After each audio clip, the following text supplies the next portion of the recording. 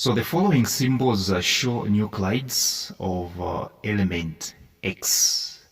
Nuclides. And the element is X, one element. So the first nuclide is having the mass number of 12, the proton number 6. Those of you who don't know the other name for mass number, it's a nucleon. Those of you that don't know the other name for the word proton, it's atomic number. The nuclide, the second nuclide, which is the nuclide of the element X, is having the mass number 14, the proton number 6. Now let's dive right into the questions. Question A1, they're saying, what term is used to describe the two nuclides of element? What term is used to describe the two nuclides of element X? Check very well. Have you realized that these two nuclides, they have the same atomic number? They do have the same proton number. They only differ in their mass numbers. The first one is having the mass number 12. The second one is having the mass number 14. But they do have the same proton number, which is 6. Therefore, these nuclides are isotopes. So the answer here is isotopes. A1, the answer is isotopes. A2, they are saying, define the term you have mentioned in A1, which means define the term isotopes. Define the term isotopes. Isotopes are atoms of the same element.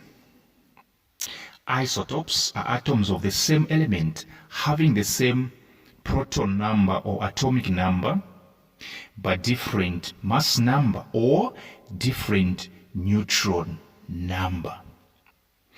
Isotopes are atoms of the same element having the same proton number or atomic number, but different neutron number or different mass number.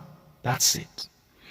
B2B, they're saying, state the type of bonding that would be formed between sodium and element X. State the type of bonding that would be formed when sodium and element X bond. So sodium is a metal. Now let's talk about element X. Look at it very well. It has got the proton number 6, which means even the electrons are 6. If we were to configure 6 electrons, if we were to make electron configuration of 6 electrons, we're going to have 2,4. We're going to have 2,4 because 2 plus 4 is 6. The 6 that we're able to see there. 2,4. That's 6. This means element X is in group 4. How do I know?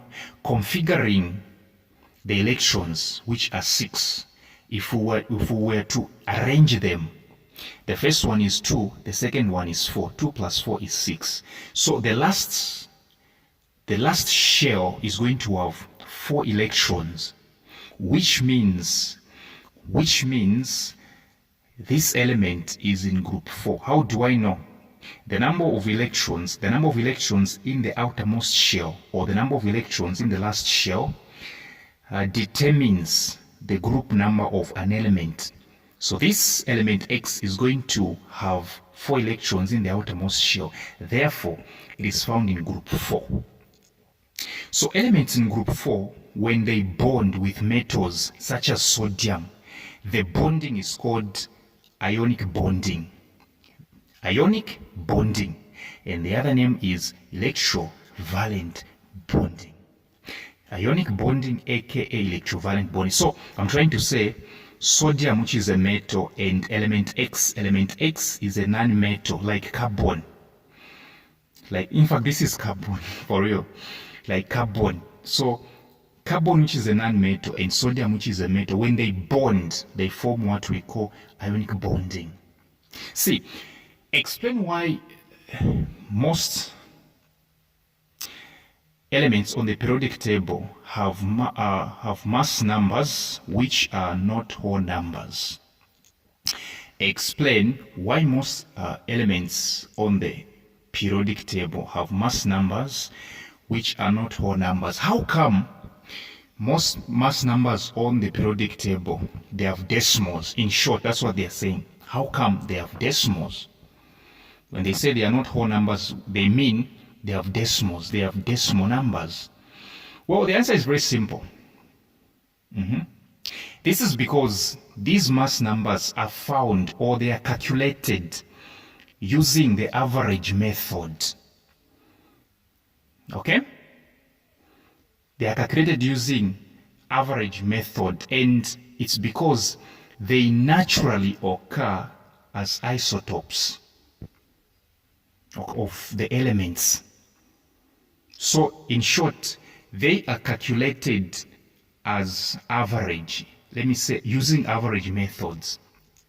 At the same time, the average of the masses of all the naturally occurring isotopes of that element, okay, they have different numbers of neutrons and therefore different masses. Yes. Or a simple straight answer, you just say atomic masses are not whole numbers because they are an average of the masses of different isotopes of an element. Because they are an average of the masses of different isotopes of an element, which means for these masses to be found, all right, for these masses to be found, we find the average of the masses of different isotopes.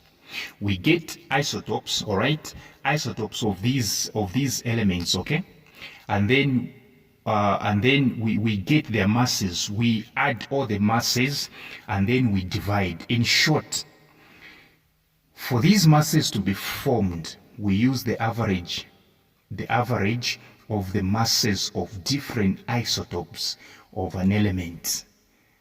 That's the reason.